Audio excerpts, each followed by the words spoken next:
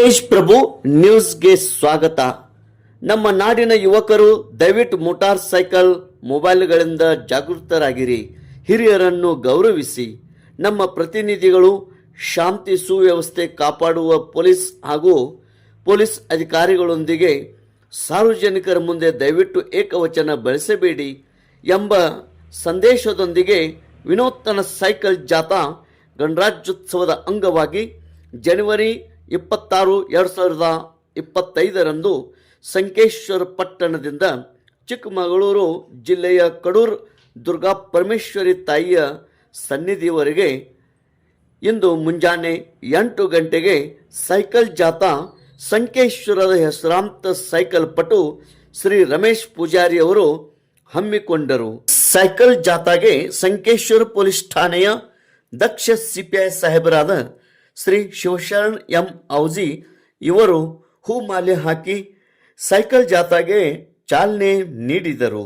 ಇದೇ ಸಂದರ್ಭದಲ್ಲಿ ಸಂಕೇಶ್ವರ ಪೊಲೀಸ್ ಠಾಣೆಯ PSI ಆದಂಥ Raghavendra S Khot, AK Sonnad, US Sattenavar, SD Jadhav ಇವರೊಂದಿಗೆ ಪೊಲೀಸ್ ಸಿಬ್ಬಂದಿಯವರು ಉಪಸ್ಥಿತರಿದ್ದರು. ಹಿರಿಯರಾದ ಹಾಗೂ ಸಮಾಜದ ಮುಖಂಡರಾದ ಬಸವರಾಜ್ ಬಸ್ತವಾಡಿ, ಸಿದ್ದಪ್ಪ ಹೆಬ್ಬಾಳಿ, ಪುಷ್ಪರಾಜ್ ಮಾನೆ, ವಿಜಯ್ ಶಿರಗಾಮೆ, ಸಂಕೇಶ್ವರ ನಾಗರಿಕ ವೇದಿಕೆಯ ಸದಸ್ಯರು, ಪೊಲೀಸ್ ಸಿಬ್ಬಂದಿಯವರು, ನಾಗರಿಕರು ಮತ್ತಿತರರು ಉಪಸ್ಥಿತರಿದ್ದರು. ತೇಜ್ ಪ್ರಭು ನ್ಯೂಸ್, ಸಂಕೇಶ್ವರ್. 76ನೇ ಗಣರಾಜ್ಯೋತ್ಸವ ಹಬ್ಬದ ಶುಭಾಶಯ ತಿಳಿಸುತ್ತಾ ಇವತ್ತಿನ ದಿನ ನಮ್ಮ ಸಂಕೇಶ್ವರ ಪಟ್ಟಣದ ಹಿರಿಯರು ಹಾಗೂ ಸೈಕಲ್ ಪಟುಗಳಾದ ಶ್ರೀ ರಮೇಶ್ ಪೂಜಾರಿ ಅವರೇ ಹಾಗೂ ಈ ಸೈಕಲ್ ಜಾಥಾ ಕಾರ್ಯಕ್ರಮಕ್ಕೆ ಆಗಮಿಸಿದ ಎಲ್ಲ ಸಂಕೇಶ್ವರ ಪಟ್ಟಣದ ಹಿರಿಯರೇ ಹಾಗೂ ನಮ್ಮ ಠಾಣೆಯ ಎಲ್ಲ ಅಧಿಕಾರಿ ಸಿಬ್ಬಂದಿಯವರಿಗೆ ಇವತ್ತಿನ ದಿನ ಸಂಕೇಶ್ವರ ಪಟ್ಟಣದಿಂದ ಚಿಕ್ಕಮಗಳೂರುವರೆಗೂ ಒಂದು ಅವೇರ್ನೆಸ್ ಸೈಕಲ್ ತುಳಿಯೋದ್ರ ಮುಖಾಂತರ ವಿವಿಧ ಪಟ್ಟಣಗಳ ಪ್ರವೇಶ ಮಾಡಿ ಚಿಕ್ಕಮಗಳೂರವರೆಗೂ ಇವತ್ತು ನಮ್ಮದು ಏನು ಒಂದು ಸಂದೇಶ ಆತ ಅದು ನಮ್ಮ ರಮೇಶ್ ಪೂಜಾರಿ ಅವರು ನಮ್ಮ ಪೊಲೀಸ್ ಇಲಾಖೆ ಬಗ್ಗೆ ಆಗಿರ್ಬೋದು, ನಮ್ಮ ಆರ್ಮಿ ಬಗ್ಗೆ ಆಗಿರ್ಬೋದು, ಒಂದು ಒಳ್ಳೆಯ ಅಭಿಮಾನ ಇಟ್ಟುಕೊಂಡು ಅವರು ಕಾಶ್ಮೀರ, ಕನ್ಯಾಕುಮಾರಿ, ಬೆಂಗಳೂರು ಬೇರೆ ಬೇರೆ ಪ್ರದೇಶದಲ್ಲಿ ಪ್ರತಿ ವರ್ಷ ಒಂದು ವಿನೂತನ ಕಾರ್ಯಕ್ರಮವನ್ನು ಹಮ್ಮಿಕೊಂಡು ಬಂದಿದ್ದಾರೆ.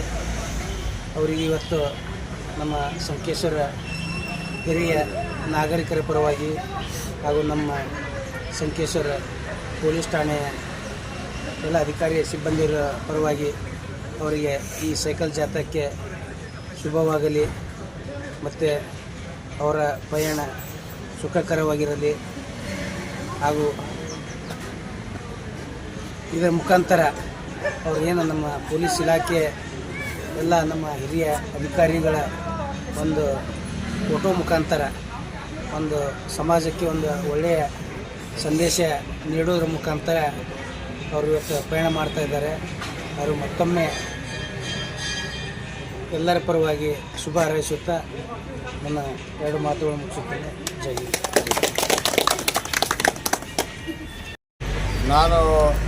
ಯಾಕಂದರೆ ನಾನು ಮಾತಾಡೋದೇ ನನ್ನ ಸ್ಟೈಲೇ ಬೇರೆ.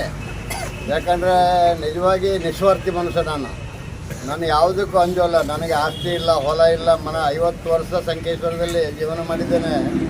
ಎಲ್ಲರ ಮನೆ ಮಗನಾಗಿ ಜೀವನ ಮಾಡಿದ್ದೇನೆ. ನಾನು ಮನೆ ಮಾಡ್ಕೊಂಡಿಲ್ಲ, ಹೊಲ ಮಾಡ್ಕೊಂಡಿಲ್ಲ, ಕಡಕ್ಕೆ ಹೆಸರಿಲ್ಲ ಅಷ್ಟೇ ಇರ್ತೇನೆ. ಯಾಕಂದರೆ ನೋಡಿದವ 50 ಎಕರೆ 100 ಎಕರೆ ಹೊಲ ಇರಬೇಕು ಅನಿಸುತ್ತೆ ಅವನಿಗೆ. ಆದರೆ ನನ್ನ ಹಾರ್ಟ್ ಮಾತ್ರ, ಯಾಕಂದರೆ ನಾನೊಬ್ಬ ರಾಷ್ಟ್ರೀಯ ಸೈಕಲ್ ಪಟುವಾಗಿ ಶರದ್ ಪವಾರ್ ಅಂತ ದೊಡ್ಡ ಲೀಡರ್ಗಳ ಜೊತೆಯಲ್ಲಿ ಸ್ನೇಹ ಮಾಡಿ ನಾನು ಇವತ್ತು ಈ ಪರಿಸ್ಥಿತಿಯಲ್ಲಿ ಇದ್ದೇನೆ ಅಂತ ಹೇಳಿದರೆ ಜನ ಅದನ್ನು ವಿಚಾರ ಮಾಡಬೇಕಾಗತ್ತೆ. ಆದರೆ ನಾನು ಈ ಸೈಕಲ್ ಕಾರ್ಯಕ್ರಮ ಮಾಡ್ತೇನೆ, ಚಂದ ವಸೂಲಿ ಮಾಡಲಿಕ್ಕಲ್ಲ, ದುಡ್ಡು ಮಾಡಲಿಕ್ಕಲ್ಲ. ನಾನೊಬ್ಬ ರಾಷ್ಟ್ರೀಯ ಸೈಕಲ್ ಪಟುವಾಗಿ ದುಡ್ಡು ಮಾಡಿಲ್ಲ. ಈಗ ಇದರಲ್ಲಿ ದುಡ್ಡು ಮಾಡಲಿಕ್ಕೆ ಏನಿದೆ.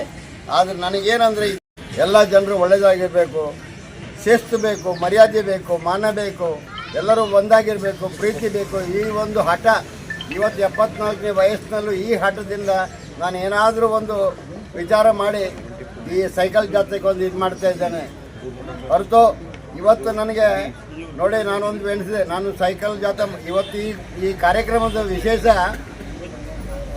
ಇಲ್ಲಿವರೆಗೆ ಧಾರವಾಡ, ಹುಬ್ಬಳ್ಳಿ, ಶಿಗಾಂವ್ ಎಲ್ಲ ಕಡೆ ಮುಟ್ಟಿದೆ. ಯಾಕಂದರೆ ಒಂದು ತಿಂಗಳಿಂದ ನಾನು ಪ್ರಚಾರ ಮಾಡ್ತಾ ಇದ್ದೇನೆ, ಸಾವಿರಾರು ಜಾಹೀರಾತು ಹಂಚಿದ್ದೇನೆ, ಅಲ್ಲಿ ಜನ ನನ್ನನ್ನು ಕರೀತಾ ಇದ್ದಾರೆ. ಆದರೆ ಇದಕ್ಕೆಲ್ಲ ನೋಡಿ ನಾನು ಯಾರಿಗೆ ನನಗೆ ಹೆಲ್ಪ್ ಮಾಡಿ ಅಂತ ನಾನು ಇವತ್ತು ನೋಡಿ ಪೊಲೀಸ್ ಡಿಪಾರ್ಟ್ಮೆಂಟಿಗಂತೂ ಕೇಳಲ್ಲ. ಪೊಲೀಸ್ ಡಿಪಾರ್ಟ್ಮೆಂಟಲ್ಲಿ ನನಗೆ ಭಾಳ ಮಿತ್ರರಿದ್ದಾರೆ, ನನಗೆ ಬೇಕಾದರೆ ಏನು ಬೇಕಾದರೂ ಕೊಡ್ಬೋದು ಅವರು. ಆದರೆ ಈ ವಿಷಯ ಇದು ಪೊಲೀಸರ ವಿಷಯ ಆದ್ದರಿಂದ ನಾನು ಅವರಲ್ಲಿ ಹೆಲ್ಪ್ ಕೇಳಲಿಲ್ಲ. ಯಾಕಂದರೆ ಇವತ್ತು ನನ್ನ